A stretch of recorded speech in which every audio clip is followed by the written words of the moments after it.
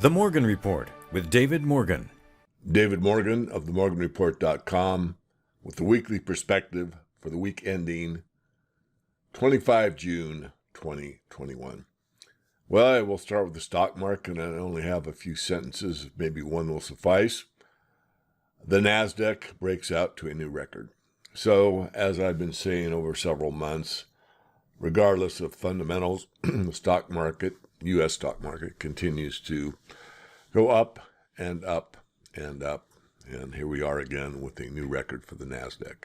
The first article up is from Project and Syndicate. Is the Fed Getting Burned Again? By John B. Taylor.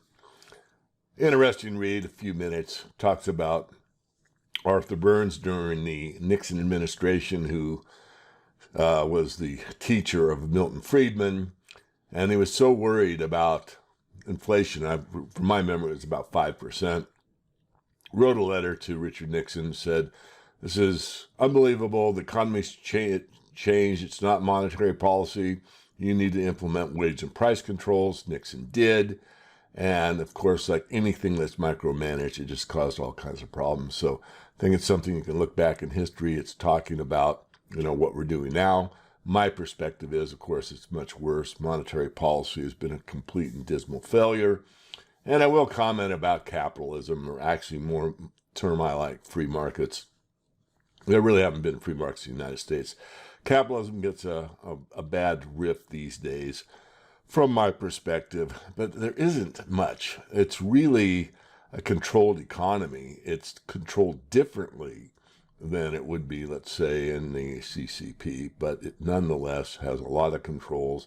A lot of the legislation that is written by the Congress critters is written by the corporate structure that exists above the political class, and then it is acted upon by the Congress critters or the Senate and passed into law, but it really isn't anything more than a bunch of lobbyists that have done their best to tempt or persuade, I should say, the political class to implement the policies that they want. So once you understand or grasp how the system really works, rather than what you're inundated with on a daily basis, let's say from the mainstream press and the talking heads on the boob tube, you have a better understanding of what's really going on. Well, as the stock market or the Nasdaq made new highs, the crypto world, like the metals, have taken a hit here recently. And of course, Bitcoin, I think top print was around 65,000. I know it breached 30,000 briefly. I'm actually not sure where it is today on Friday when I'm doing this update. But there will be ebbs and flows in all markets. And the crypto space, I think, is going to get a shakeout. And what I mean by that is, just like in the tech wreck, anything with the .com got these insane evaluations. People are pouring into them. They had the fear of missing out. And a lot of the stuff was just fluff and got overvalued. And then there was a big crash. And after the crash, the big names that still exist, like Yahoo, Amazon, and a few more, rode it out. Of course, their stock prices went down, but they were real companies in reality. And of course, came to the fore over time and generated profits and all of that. So I think it'll be similar in the crypto world. I think there's going to be a shakeout here. How long and all that, I'm not sure, but I will keep you updated.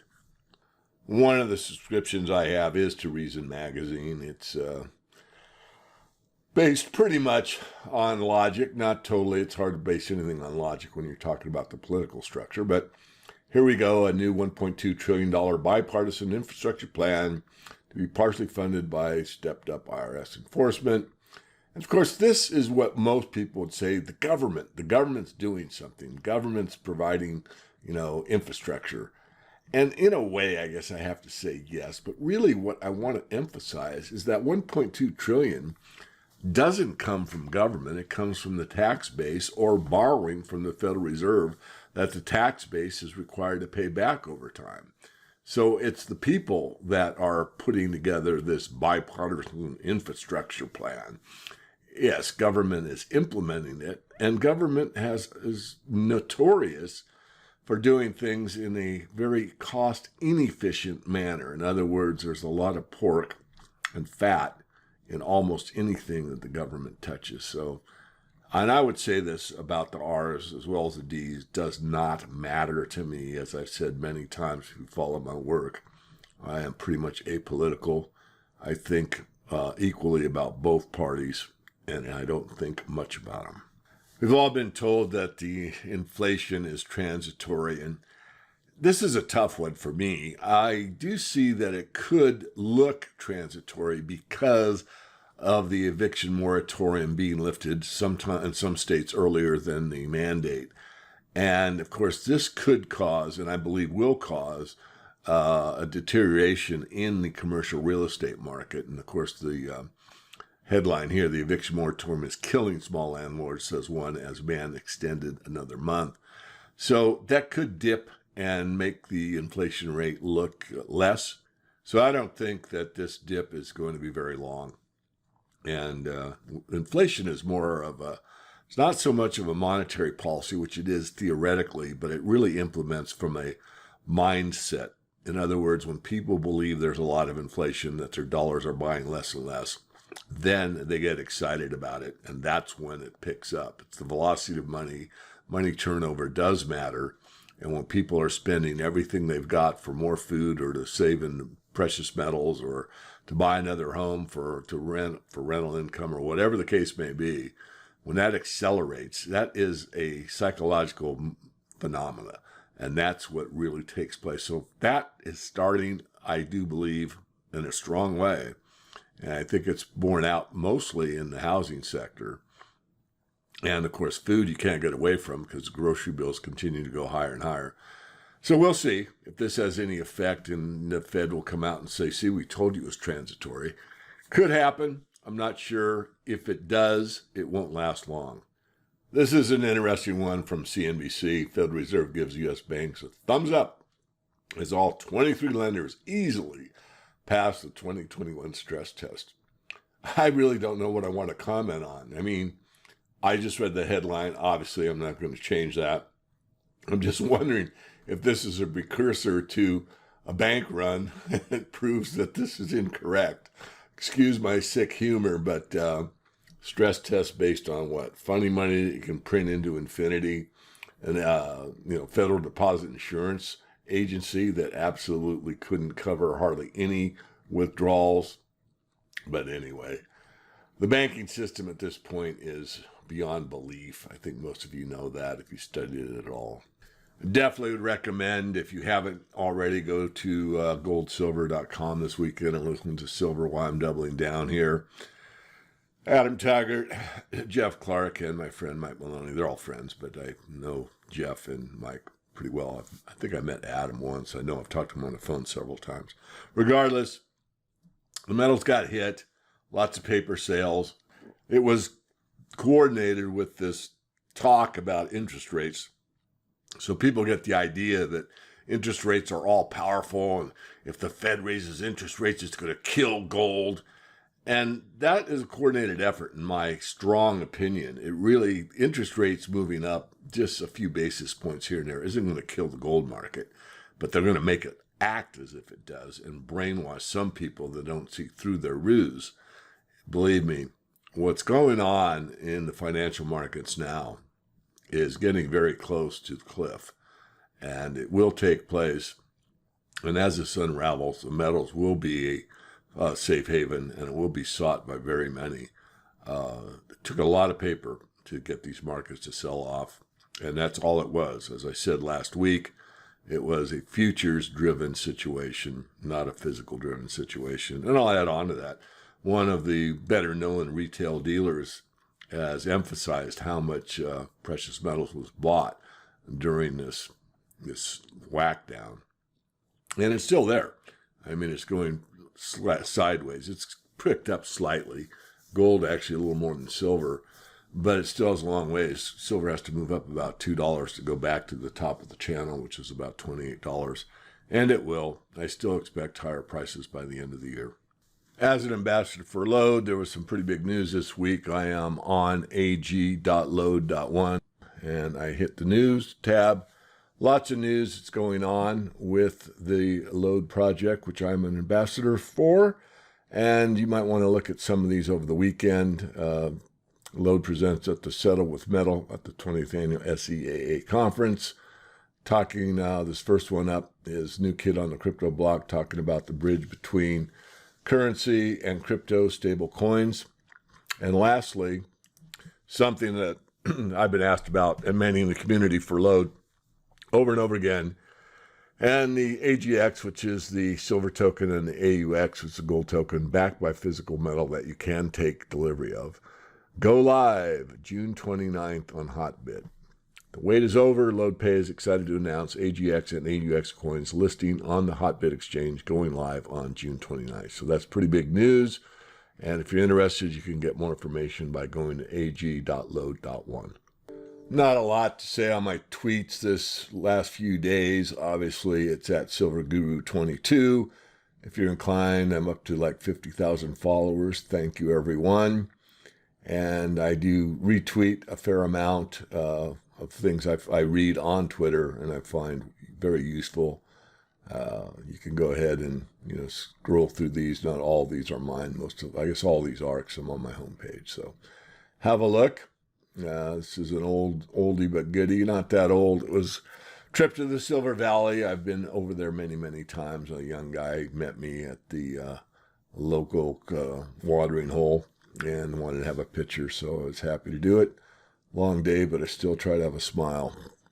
And I'm going to try and finish with the Wall Street Silver site every week. I may forget, but at least I'll do it this week. So my stack of the week, my shout out, and look, I did not look at them all, and I don't want any arguments. I'm just trying to make this something fun. But my stack of the week goes to Bullion Brother 92.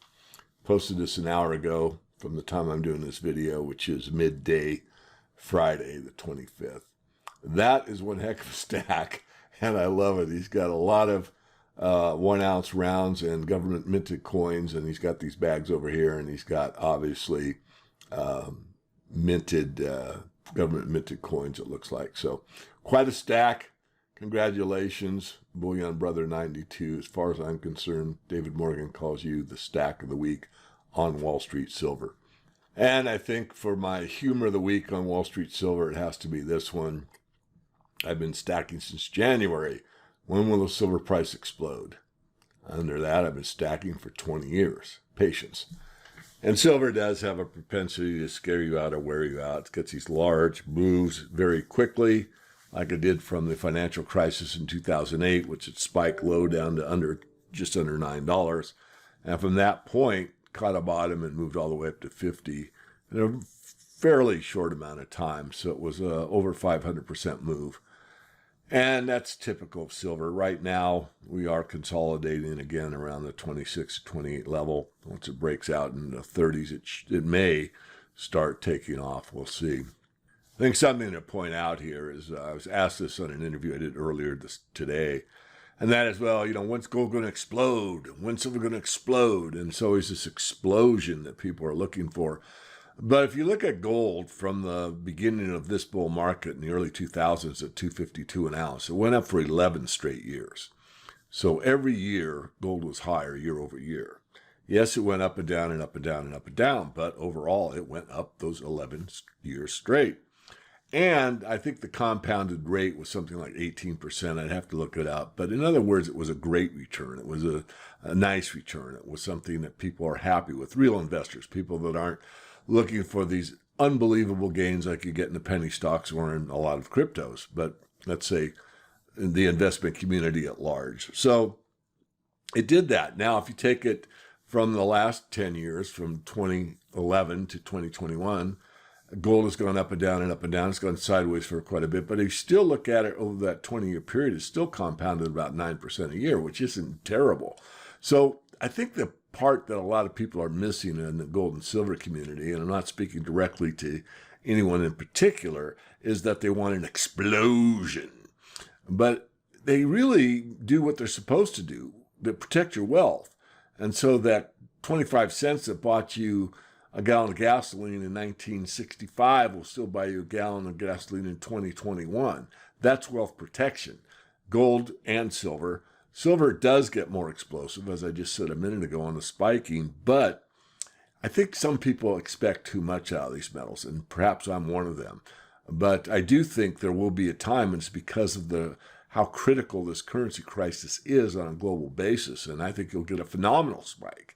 So I don't want to talk out of both sides of my mouth about the explosion, but I also want to point out that they've pretty much gone up and down, but over the last 2 decades have pretty much provided what they're meant to, a safe haven, something to rely on, and something that keeps its value. So sometimes we have perhaps too great an expectations, and again, I may be guilty. I do believe, and I've said many times, that I do think that this run to gold and spillover run to silver will go down in the financial record books. And the reason I say that isn't because of gold and silver per se, it's because we have gone into the record books for the amount of phony, funny fiat that has been printed on a global basis is way beyond anything that's ever been set for a record before. And because of that, once that paradigm shifts from funny money to real money, that will be